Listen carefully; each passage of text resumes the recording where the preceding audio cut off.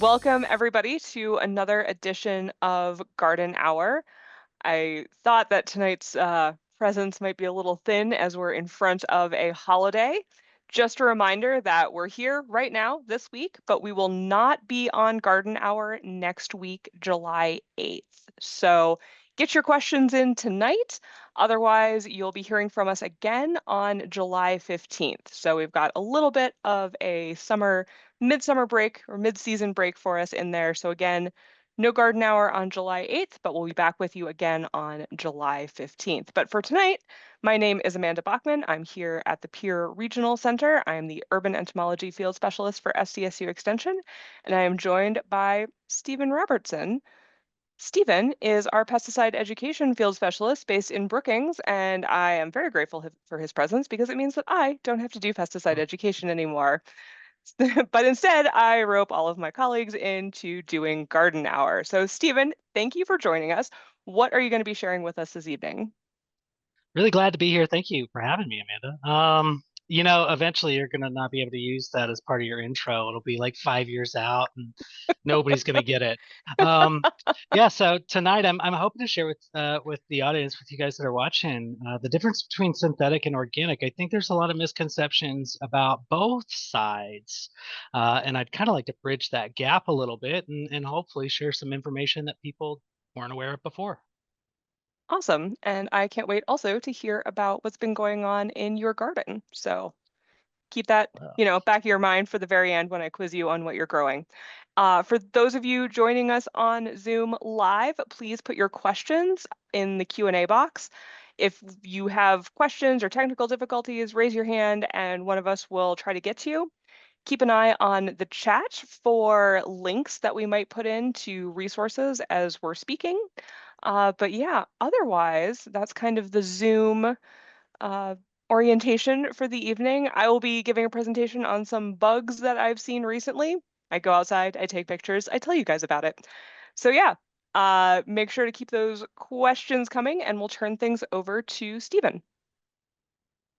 All right. Well, first, before I get started, guys, I want everybody to be, because I'm doing something a little bit different. It's going to be an interactive thing. I want you to know that down here there's a chat button. It looks like a little talking box. There's one behind the other.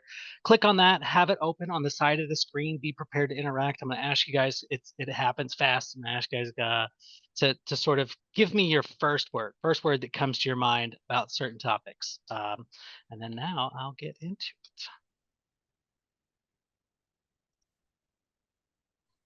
All right. We still on the right screen here, Amanda? Yes, it looks good. Excellent. All right. So as Amanda said, I am the pesticide education field specialist here with SDSU Extension. I started this position, about a year and a half ago, and it has taken me to places I never thought I was going to go. I am a trained entomologist. My goal was to always to study the things that I love. And I found myself, and honestly, you go to school for it, and there's a lot of impetus, a lot of push to control these insects rather than to, promote them, to offer environmental situations or studies or research that helps promote their populations. So now I'm in a position where I'm asked to at least cover the education for this, and so the way that I cover it is primarily from a standpoint of safety. My goal is to make sure that if you ever use these things, if you even consider to use these things, you're thinking of it in the appropriate way, and if you do so, you're going to do so in the appropriate and most safe way possible to you. And tonight, the topic is, and this is it's kind of a hot topic. It's an important topic for understanding gardens, small operations, specialty crops. These are where we often see organic. You don't see row crops being farmed organically. It's awfully difficult. Those monocrops are just not conducive to sort of organic treatments. But your specialty crops are, and so this is the perfect audience to sort of kind of convey the what's really going on here. Hopefully crash some misconceptions and give some real information. So just to start with, like I said, please have that chat open in the side there and be willing to chat with me about it. I'm curious what y'all's first thoughts first thought that come to your head when you think of synthetic pesticides or conventional pesticides or man-made pesticides? If you guys type stuff, I will type it in here. I was gonna do a word cloud thing, but those word clouds have become, well, they want you to sign up for it. They gotta have an account with your email, and I don't want a bunch of spam. I already get enough.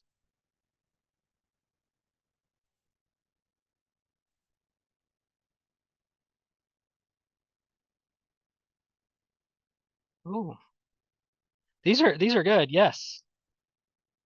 Still got a couple more if you guys and I am doing this. I'm not even looking. Please don't put anything crazy in here. I'll end up translating on my screen something that maybe shouldn't be up. I trust you guys.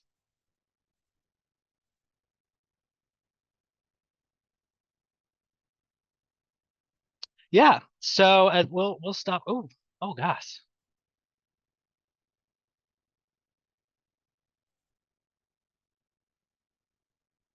So we'll stop here. This is actually a good list and kind of what I was expecting. So oftentimes we think of conventional pesticides when we think of products, right? Like DDT, something that had a very prominent, profound effect on not only the way that we view pesticides and pest control in the world, but also on our native wildlife and our understanding of how our pesticide usage would affect it. Of course, I'm sure we're all familiar with the story of the bald eagles and several other birds. DDT had a way of softening the eggshells, making the offspring less viable and less able to compete with the outside world. Um, it's also worth noting that DDT also offered some really great things. It was first introduced in World War One as a method to protect our troops in the South Pacific, um, and it was excellent for it. And following that, it was brought back and overly used for sure. But one of the benefits that came from DDT, we almost eradicated bedbugs in the United States. And if you're familiar, there's been a huge resurgence. We're no longer allowed to use DDT. There has been some talk as to potentially bringing it back for that reason, but I don't think that has happened just yet. In any case, yeah. So what I'm seeing here is kind of a negative viewpoint, sort of use in moderation, mass killer of bugs. So this undifferentiated, just swarming, killing insects, killing everything indiscriminately. Alternatively, what do you guys think of when you think of organic pesticides? What's the first word that comes to your mind for those?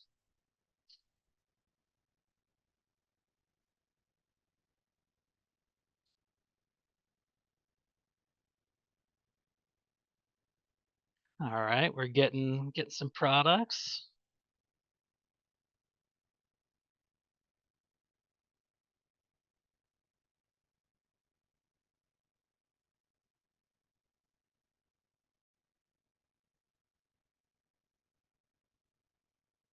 Oof, we got more going on here. Vinegar. I can spell, I promise. Trying to be as fast as you all are.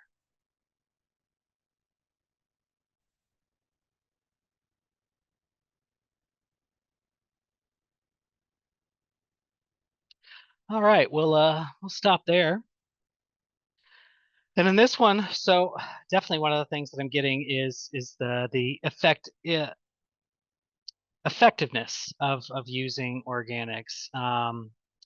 They are suggested to be not as effective. It really just depends on the situation. Mosquito repellent, that's an interesting suggestion. Yes, neem oil and some others are used as a mosquito repellent. BT, if you guys aren't familiar, it's one of those I use. It's probably the only product that I actually use in my home garden. It's such a small area that if I have a problem, I can usually just take care of it by hand.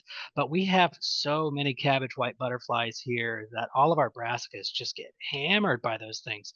So I do use a little bit of BT on those suckers, and it's just it's a bacterial strain that affects Lepidoptera larvae, and so it turns them, messes with their they have this matrix in their tummies, messes with that, causes them to turn into little socks, wet socks that have expelled all of their insides. It's Very effective. Safe, definitely. This is something that I would love to hit on. There's no such thing as a safe pesticide. We tend to think of toxicity as being equivalent to safe, and that's not necessarily the case. Safety is a factor of a lot. That toxicity is a major contributor. It's one of the primary ones, but also risk of exposure would probably be factored into your understanding of safety. And because of the way we tend to approach organic pesticides, it's all natural, no big deal, and we could bathe in this stuff.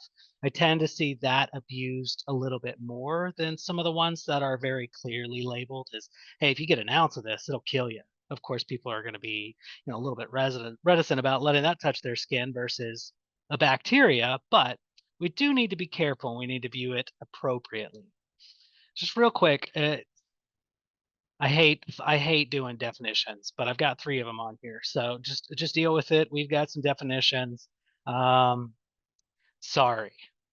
But in any case, by definition, a pesticide is any substance or mixture of substance intended. That's the important word. That is the active, objective word there, intended for preventing, destroying, repelling, or mitigating any pest. The rest, it does include hormones and certain pesticides, but regulator defoliants or desiccant of plants pesticide or nitrogen stabilizer, we don't use them necessarily to treat pests. We're actually just preparing something or benefiting something.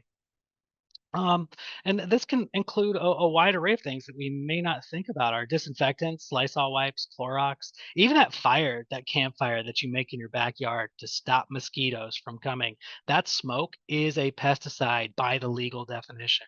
And of course, guys, I didn't realize they did this. There is now a Repel 100. It is 99% DEET. That's a lot of DEET.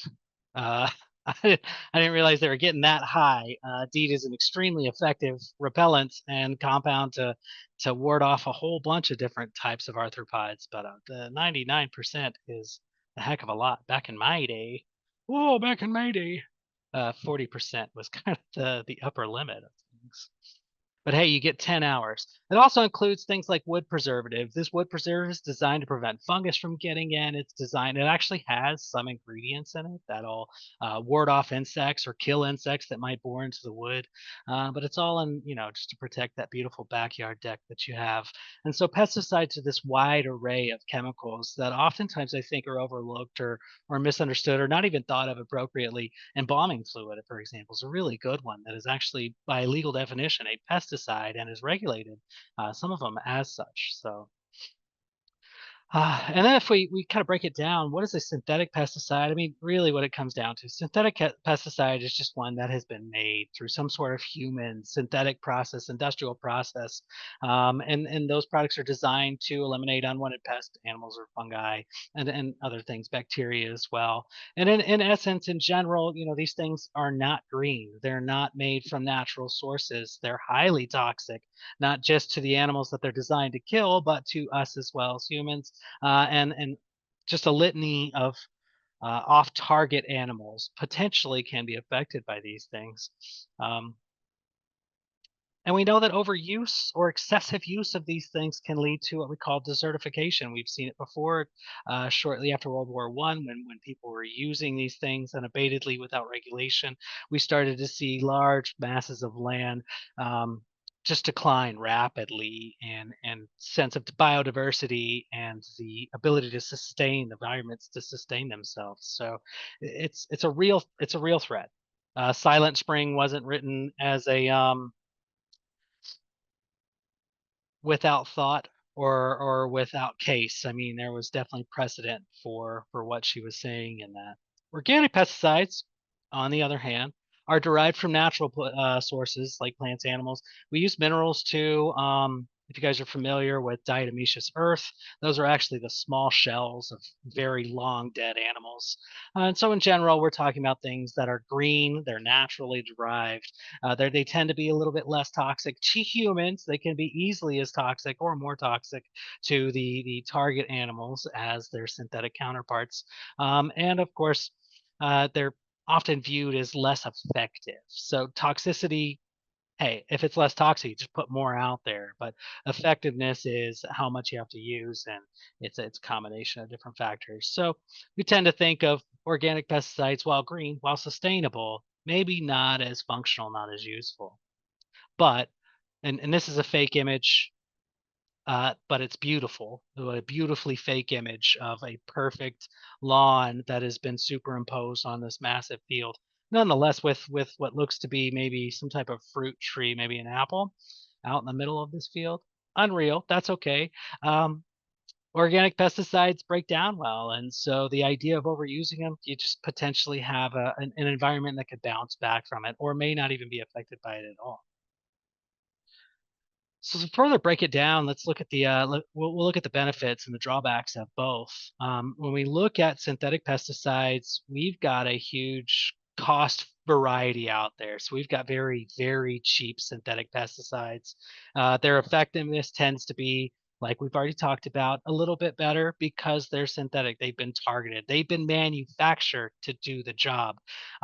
Mother Nature does an excellent job, and the compounds that she makes work exceptionally well, but we make them even better through synthetic processes. Um, and the profit margins, because of the effectiveness, you get that crop protection, your profit margins, if you sell any of the things that you grow or protect with your pesticides, your profit margins are going to be higher because you don't have to worry about the pest issues that might decrease that value. Organic pesticides, on the other hand, their lower price range tends to be a little bit higher than those synthetic pesticides. Production is, well, it's difficult. You know, you imagine if you're gathering from natural sources, you have to have a natural material to be able to generate that stuff. And to generate a small amount of, say, pyrethrin takes a decent amount of chrysanthemum. Crop premiums, however, when you grow things organically, or when you do things organically, you can elevate that cost, that the price mark of the products that you have, and so your profit margins are a benefit. You actually can improve your profit margins because you have good premiums and you get decent protection when you're using the organic pesticides. Synthetic pesticides offer variety. You don't get the same variety as you can with synthetics with organic. Unfortunately, because it is a synthetic process and it's just a matter of adding, say, a methyl group or adding an ester group or a phenolic group or a benzoate, these are chemical processes that are pretty cheap to do, and you can generate huge amounts of them, and so we end up making a whole heck of a lot of them. We've got a large variety of different types of chemicals and chemical classes out there to use within the synthetic pesticides. And pest coverage, because of that, is broad. With organic pesticides, not so much. Oop, wrong way. There we go. Another thing that you can get with synthetics are selectivity. So in some cases, you can pick out a very specific. There's a new product out for those of you guys that grow potato. If you grow them in community gardens, we've grown them there before, my wife and I, and we always had a problem with potato beetle. The potato beetle. There is a new product out. It's a completely new class of chemical. They are RNA interference chemicals. What they do is they interfere with their ability to make proteins. There's a very specific protein tied to these organisms that really only attacks animals in the genus that the Colorado potato beetles are in. So this product is very selective, only attacks Colorado potato beetles with a very few others that might be in the area.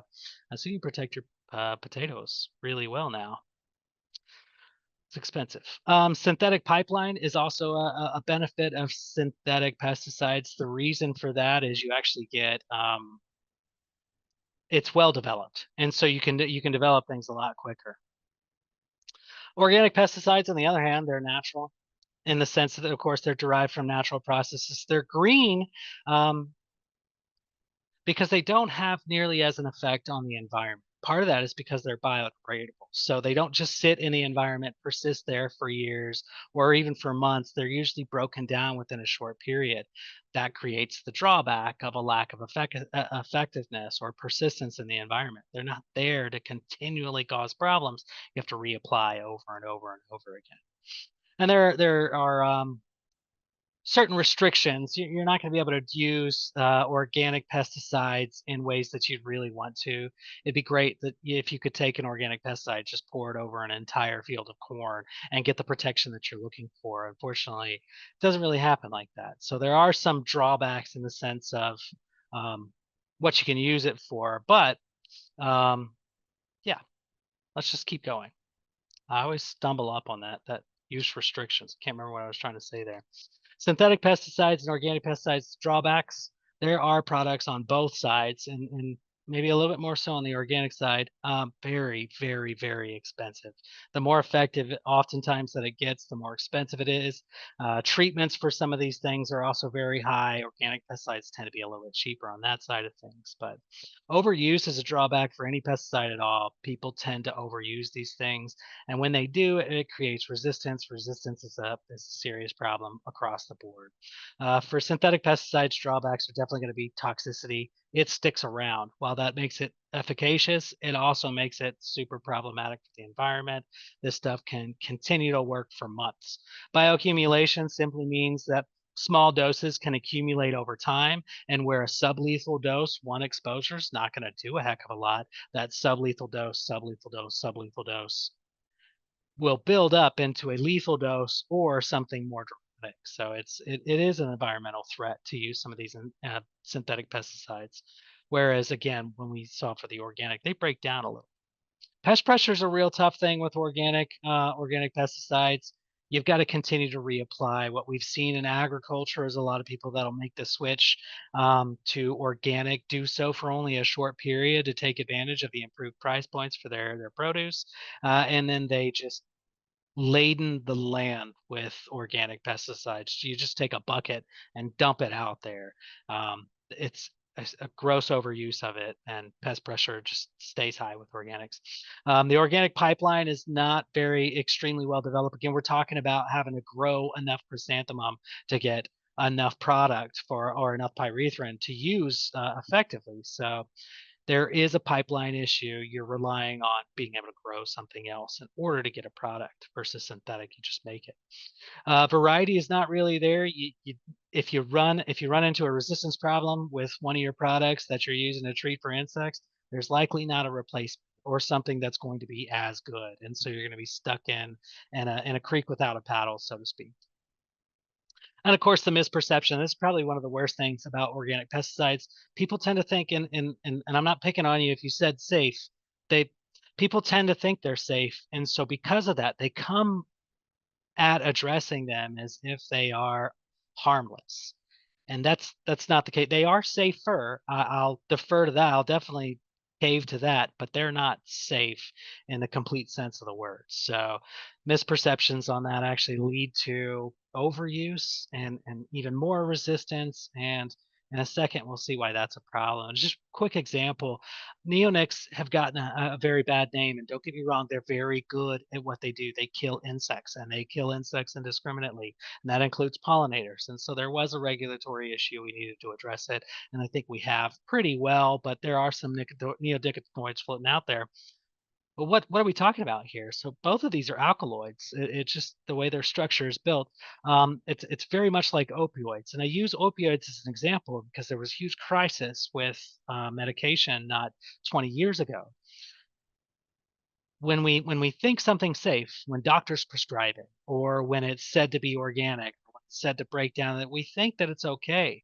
Um, but especially in the case of nicotine, that's not the case. In all cases, they're nicotinic acetylcholine receptor agonists. That means they activate that. They sort of cause a twitching effect. You get tense. If you've ever smoked a cigarette before, or if you smoke now, you you're not actually releasing that energy. I used to smoke. It's actually making you tenser, but um, nicotine is natural. It is an completely organic compound. It is made by nicotinic plants, and it's a very effective insecticide. Historically, it was used as an insecticide even by natives. They would take bits of tobacco leaf and spread it around crops in order to prevent insects from getting on them. It's highly toxic to humans. So toxic, in fact, that it's regulated. It's not even approved for use in most cases because we're allowed to smoke it, but we can't make concentrate with it because a concentrate could actually kill us. There's you you die from smoking cigarettes too, and enough nicotine will kill you there. But um, s- concentrated nicotine in small doses can kill a person. So we're talking about a very highly toxic substance. And so actually, and this is a case where what they did is they took this substance and they created a whole bunch of different types of derivatives. They're very similar in structure. You can see here's the parent molecule, nicotine. And so oftentimes they broke this open a little bit and they filled in some gaps and they created new connections on this side of things. Really, what they did is they decreased the affinity for humans or mammals and they increased the affinity for insects. And so where nicotine used to be exceptionally good for insects and mammals, we altered it in such a way that it's not nearly as good for mammals, but it's very even better than nicotine is for insects. So we increased the toxicity towards insects, decreased toxicity towards humans, and even though we created a potentially excellent product, there were again regulatory issues because we're killing off the bees. And that's an unacceptable downside of creating these things. So again, derivatives designed to be more selective for insects. And so in this case, we've actually created a product to be safer. Pretty interesting. Pyrethrins and pyrethroids are another example. Pyrethrins, it's a Pyrethroids are a unique class in and of themselves. What they do, the way they act in the body is they delay the closure of sodium channels, and so you get this perpetual action potential. It's also the nervous system. Basically, it'll also kind of make you a little twitchy. Strong affinity for insects, for pyrethrin, the natural products, because it's the synthesized in chrysanthemum. They synthesize it to protect themselves from all the munching insects out there. So it's a really effective towards insects, not necessarily towards humans. They're all natural. These are the 6 compounds that you can get out of a chrysanthemum. These are the ones that we target and try to isolate. Pyrethroids themselves, again, you can see the similarity between a pyrethrin, which is naturally derived. We take the oils, we isolate those, versus pyrethroids. You can see basically this whole structure right here is the exact same. What you get is like a trifluorine group here or a phenolic group over here. Bifenthrin, cypermethrin, deltamethrin, these are extremely common permethrins or pyrethrins.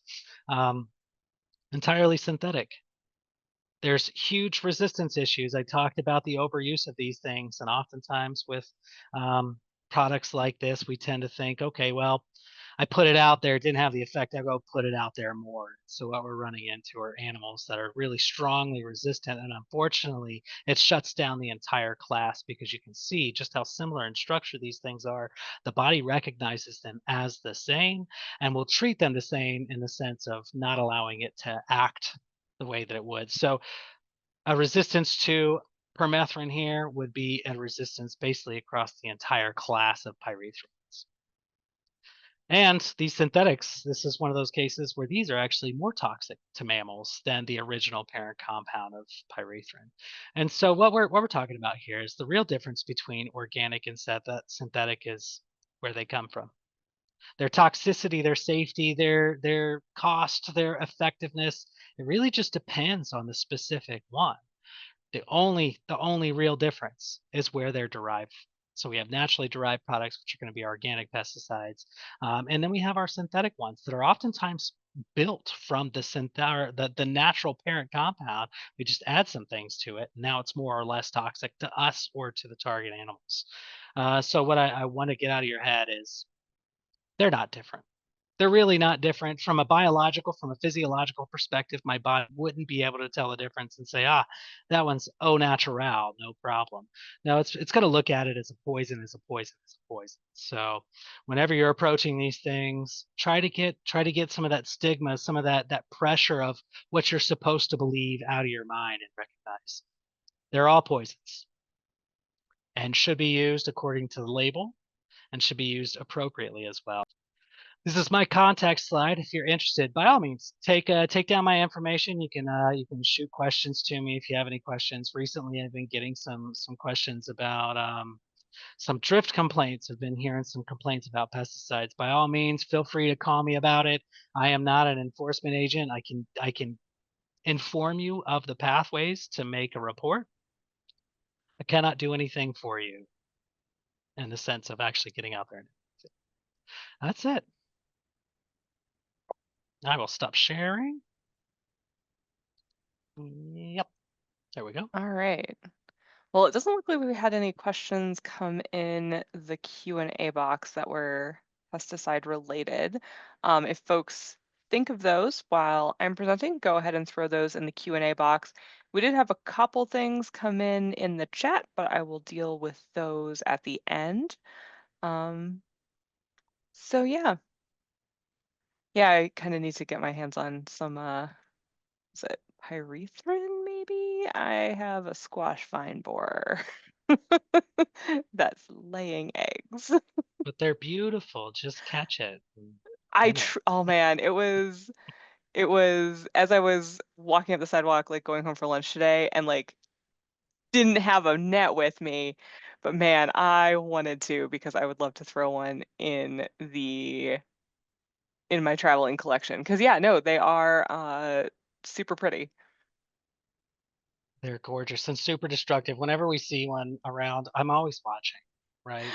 I want to see what it's doing. If it lands, I'll shoo it away, but my Right? wife definitely wants to kill it, and I'm like, "Hold on. Let's watch it for a little bit." Yeah, I will absolutely be like checking the bait because I just have one zucchini plant. I only have one. And so I will be checking like the base of it and a couple of the stems to see if I can see any eggs and like squish them immediately. And but yes, I will be keeping a close eye. And I've grown zucchini or something like, in my yard for at least 10 years, and this is the first time I've actually seen a squash vine borer. So it's absolutely wild. Oh, we did have somebody ask, do BT or pyrethrin expire? So, I'll say that Bacillus thuringiensis is really just a slurry of bacterial colonies. Yes, they definitely die. You'll want to read the label. The label will give you instructions on how long you can expect the viability of BT. Pyrethrins, yes, they will biodegrade. The pyrethrin itself, the actual natural compound, will break down a lot faster than some of those synthetic compounds, which don't have much out there that'll break it down. UV breaks it down as well. Store it inside. You could probably get 2 years out of it, but again, check that label, make sure you read that entirely. It'll give you a should give you an expiry or at least, some longevity out. Yeah, and one thing to consider too when storing pesticides is that, like, if you have an unheated garage, you're going to be going through a lot more extreme temperature fluctuations than if your garage is more climate controlled or if you're storing things in a basement. So that's another thing to consider. I have some Roundup containers that have been in my garage since I moved in. I'm pretty sure those are not effective anymore. They were from the previous owners. Yeah, BT should be refrigerated, I think, but yeah, I wouldn't use that Roundup. Yeah, Although, that Roundup is probably legit Roundup. It's actually glyphosate. I should definitely read the label. There's just a shelf that just doesn't get touched. Well, I will go ahead and share my screen here. Okay. It looks like it's working. Cool. Yep. I'll go through a little bit of some bug stuff and then we'll do some more questions. But yeah, I've had two calls in the past week on box elder bugs. So I included a handy little picture here. I know many people in South Dakota are very familiar with box elder bugs. If you live in Pierre, we I think might be the box elder bug capital of South Dakota. I know at least our office here in the Kenyon building, they come in every fall and just fly around randomly. They're great little inside friends. But I know some people have been concerned about seeing them in large numbers outside.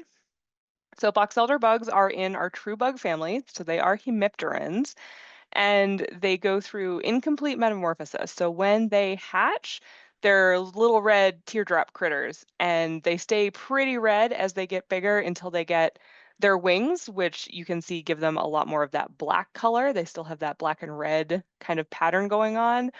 But since the nymphs don't have wings, they tend to kind of congregate together, or they might be just hanging out sort of close to where they hatched, or maybe close to a maple tree. And that's been causing some concern for people. And I'm here to tell you, you can just leave them alone. Box elder bugs are not hurting anything outside. They feed on maple seeds. It's fine. Maples make a lot of seeds for a reason. And, these are not anything that transmits, diseases or like bites people or, causes a ton of like herbivory damage to crops. They just are one of those insects that exists outside in nature, and because of their bright red coloration, I think they're getting noticed a lot more right now, because they are, I think, sort of starting to have that first generation hatch out and be really active. So, if you have a box elder maple, as the name suggests, you might be sort of a place for these insects to be hanging out. I know I've got a box elder tree in my front yard, so I have these every year. I usually talk about them in the fall because they overwinter as adults. So they will try to find their way into some sort of structure or shelter, and that's usually when people get annoyed by them. So I was a little bit surprised to have so many calls about them being outside. So please just let the box elder bugs do their thing and then maybe prepare for the fall and consider sort of what kinds of like screen repairs or door frame insulation, whatever, or like a perimeter insecticide treatment in the fall to get the ones that might be crawling in. So for now, though, I'm firmly advocating for letting the box elder bugs live their lives. But yes, squash vine borer, I had a client email me this picture and she was wanted to know what it was and asked if it was a good bug. And I was like, man, these are so pretty. It's such a shame that they're so destructive to our cucurbits, but it was very clearly a squash vine borer. And some folks might not have ever seen what the adult moth looks like. So here's the picture that got sent in, much better than the picture that I was trying to take of the one that was flying around my zucchini plant. I was not successful. So they are a moth. They do kind of sort of mimic wasp coloration. That's one of their defense mechanisms. But yeah, they are day flying. So I know a lot of people think like, oh, moths are only night flying. Not true. We've got some day flying moths.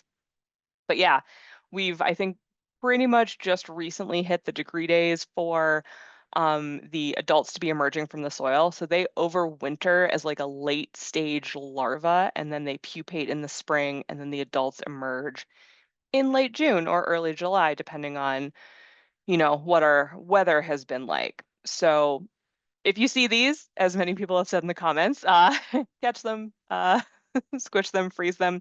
If you're in the Pier area and you catch one, I would love to put it in my collection for, being able to show other people. So pop it in the freezer, bring it down to the office. I would love to have it. But if you see them, scout the base of your plants for the eggs.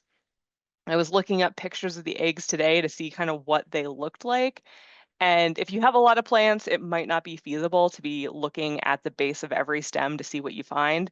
But if you only have one or two, like I do, just the one zucchini that I want to live, it should be, pretty doable for me to scout for eggs. But they are sort of that round coppery color. They kind of look like squash bug eggs, but the difference is sort of where they're deposited. The squash vine borer eggs are going to be near the base of the stems, whereas the bugs, their eggs are going to be on the underside of the leaves in between the leaf veins. So now's the time to look for those eggs. There's really not tons of great control for squash vine borers in a backyard sort of situation. If you can destroy the eggs, yay. Now that the adult moths are flying though, you do have to be sort of constantly vigilant because once the eggs hatch and the caterpillars burrow into the stem, they are very well protected. If you notice a stem that is wilting during the day and not bouncing back at night, that's a good indication that there is a squash vine borer caterpillar in there. So if my zucchini is unfortunate enough to have some stems succumb to the squash vine borer, I will absolutely be trying the like surgery technique where you kind of like gently slit the vine open and see if you can extract the caterpillar and then kind of like, you know, bandage up the plant and cross your fingers that it recovers. But usually by the time, zucchinis and stuff really kick off, you're maybe okay with losing a vine or two. But yeah, squash vine borers out and about, really annoyed to see one in my backyard. We do have lots of natural enemies out there. I had the teeniest, tiniest ladybug larva just kind of hitchhike in on me when I went home for lunch. So keep an eye out for your ladybug larva. I like to call them tiny little alligators. And this one was also, a lot of times when somebody feels, you feel something like crawling on your arm, your immediate instinct is to smack it. I truly am the weirdo where my immediate instinct is to look and see what it is. And in this case, it was a ladybug larva. So I took it back outside, put it on, I think my parsley. I was like, maybe you'll find something cool to eat there. But I'm seeing a lot of ladybugs in my backyard too. So those and the lacewings have been having a really good time lately. This is not from this year, but grasshoppers are out and about. I had a full-size adult two-striped grasshopper trying to get into the office this afternoon. So I did want to throw out that we do have an article about protecting tomatoes from grasshoppers. However, it does sort of encompass the entire vegetable garden. So if you are somebody in an area that's maybe not still lush and green. I'm not really sure. I haven't looked at the drought monitor recently. I know a lot of South Dakota has gotten a lot of rain. Usually when we see grasshoppers being problems, it's when things are starting to dry down, which it's like 95 in Pierre this week. So we might be starting to see some desiccation. But if you do see a bunch of grasshoppers and they're little, that is the time to be managing them. Once they've got their wings, they're a lot harder to control and they've done the majority of their damage. So just wanted to throw out that grasshopper resource to let you guys know that it's there. And then if you have water features, in my case, this cute little green metallic bee was in a watering can. So I fill up my watering cans so they're like ready to go when I water the next day or two. And I managed to catch this bee was floating on top and I managed to rescue it before it drowned. So it was very cool, and in the process of it trying to dry off, it was pretty cooperative about like walking around my hand and letting me take pictures of it. So, double check if you keep watering cans full of water like I do, peek inside every now and then and see what you might be able to rescue. There was one year that I think a wolf spider, like all of her babies ended up in the watering can, and they were so light that they were like floating on top of the surface tension and I couldn't figure out. I was like trying to like scoop them out, but they were running away from my hand. So I actually got a stick and fished all of the wolf spider babies out of the watering can because I felt really bad for them. So pretty sure my neighbors think I'm nuts. But yeah, check. And also, if you are like me and you do keep your watering cans full, make sure to use them every couple of days so you don't create a breeding point for mosquitoes. And then some slight interactivity here. I'll see if I can pull my chat up. But yeah, anybody want to guess what happened to my eggplant?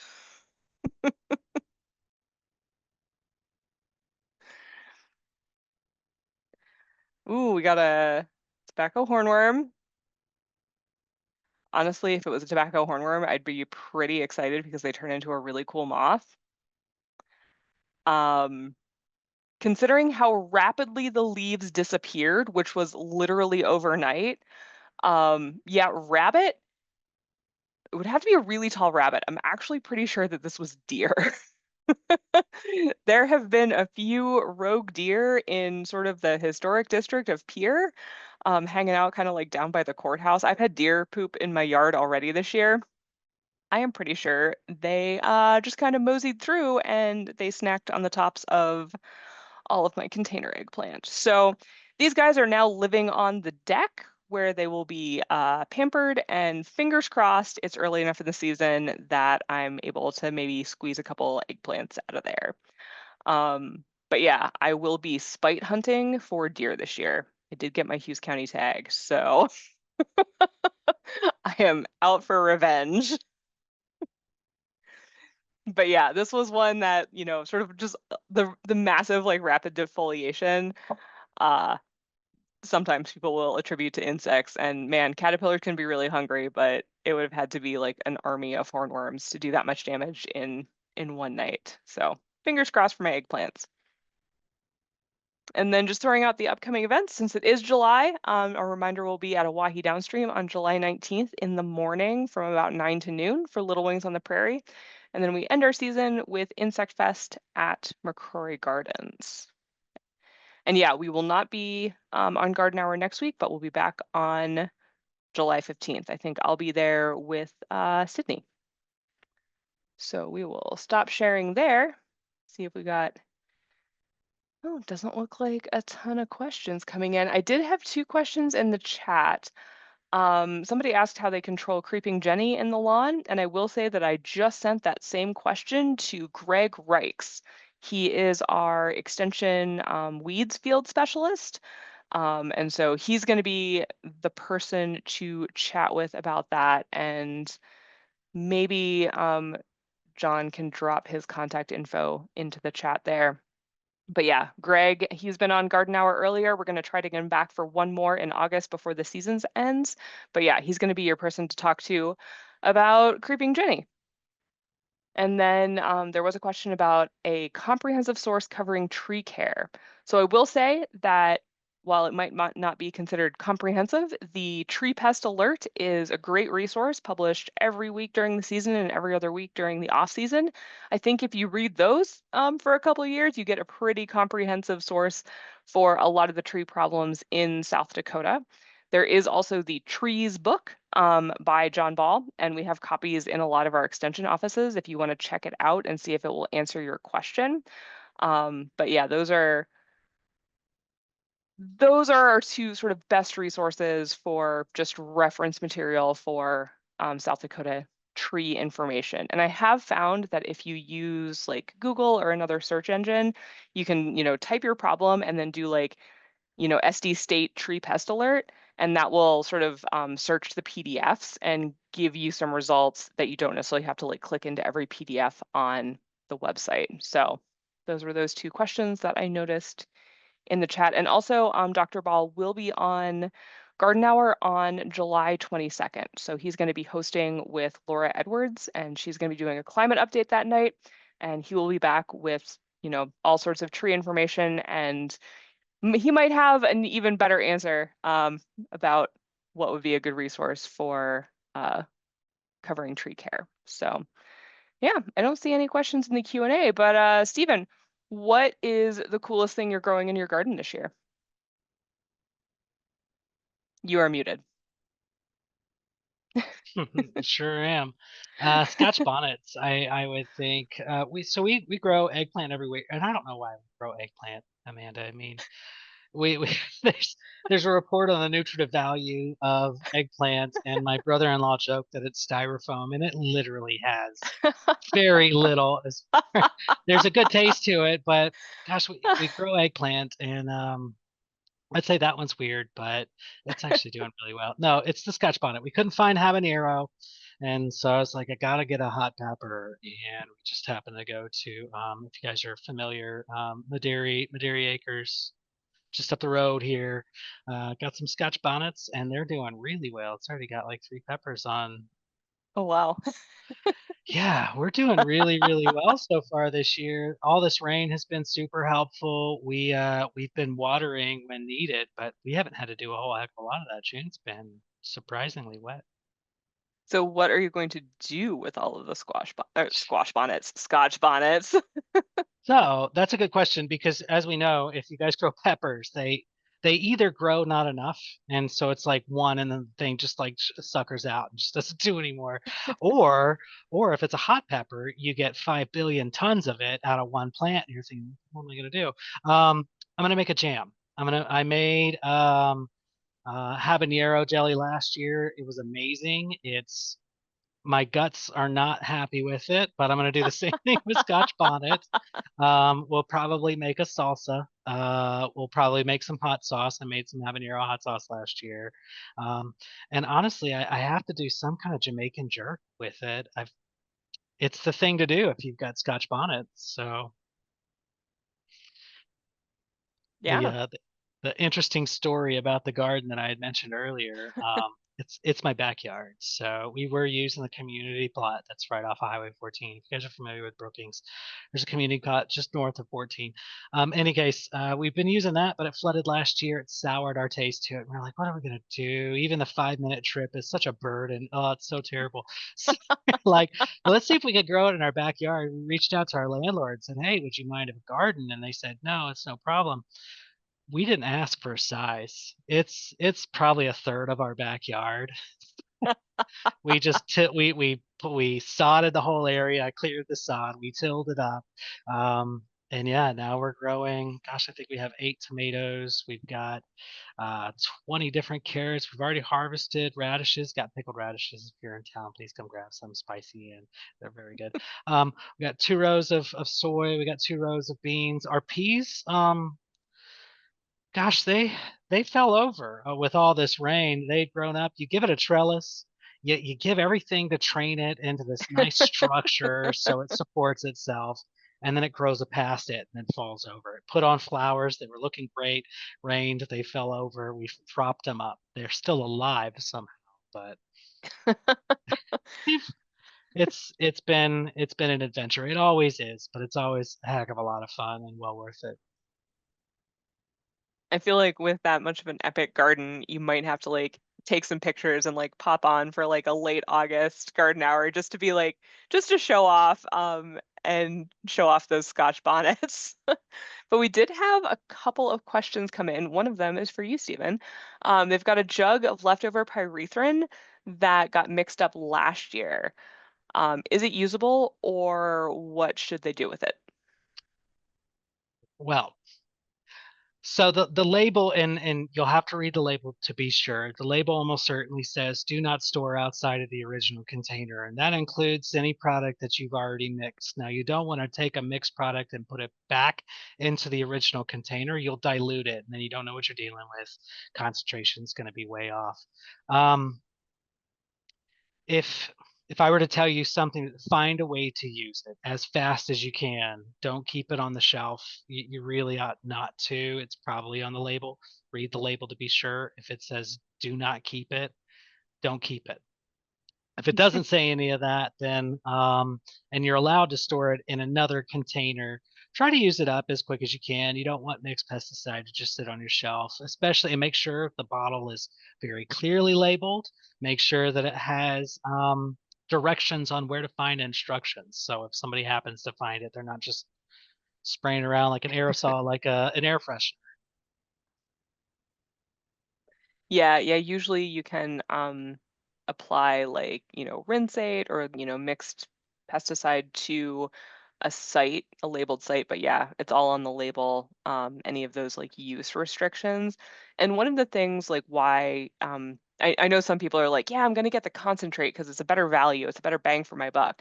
But really, a lot of the homeowner products that are already the ready to use formulations then you can get sort of as much as you sort of need for that instance because really kind of like with sunscreen you want to use it up in a season. Don't be storing it for an excessive period of time. Just it's one of those things, especially as a homeowner, like don't need to buy that stuff in bulk. Like just get what you're going to need. Like don't be tempted by the bulk quantity discount. The storage and disposal can be more of a hassle than any savings from buying a whole bunch of it at once. And definitely the Uh, efficacy is going to go down with time too. So the longer yeah. you have it, if you get 5 years of pesticide, you'll get 2 years and then throw away 3/5 of what you had. It's not worth it. Yeah. Oh, I see the comment about Scotch bonnet being a deterrent for deer. I might need some of those. Yeah, so we use capsaicin for when we put out birdseed and random things. We'll spray a little bit of capsaicin. I'll put cayenne pepper on the oranges for Orioles because the squirrels will go after them, and as soon as they taste the heat, they're like, "Oh no, thank you." But I need to spray my liatris. We've had if you guys live in Brookings, what's the rabbit issue here? Why do we have so many rabbits? We have a ridiculous number. I put up this like 3 foot gate, this 3 foot fencing around my garden. Anyway, our flower garden is being attacked by these things. We've got liatris. They went after gosh, several of the weird flower species that I wouldn't have expected them to go after, like Hmm. marigolds.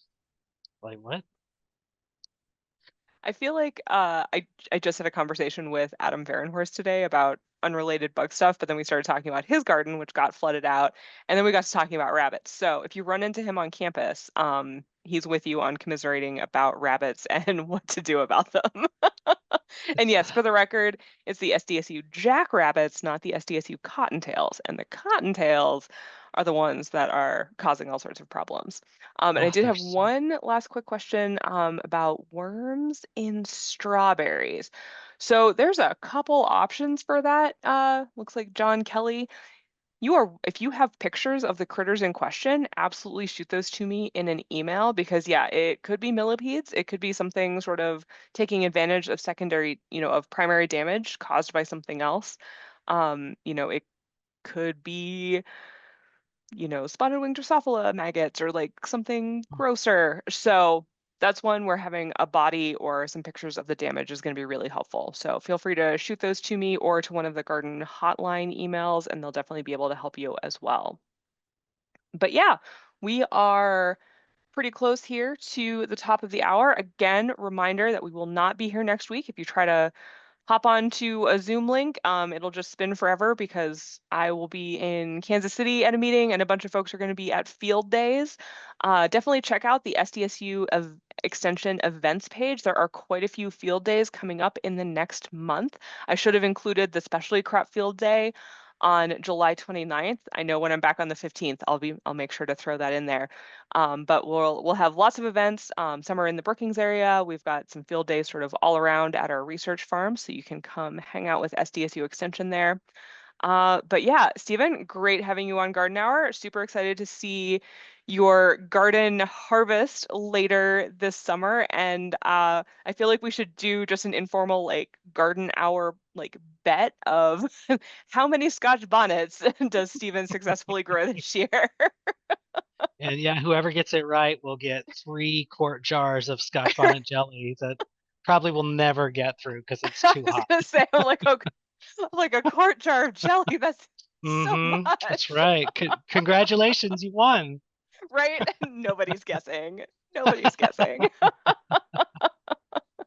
Well, No, thanks for awesome. having me on. I really enjoy this group. I love chatting with you guys. So thanks. Yeah. Yeah. Thanks, everybody. Have a safe and happy 4th of July, and hopefully we'll see you all back here on July 15th. Until then, happy gardening.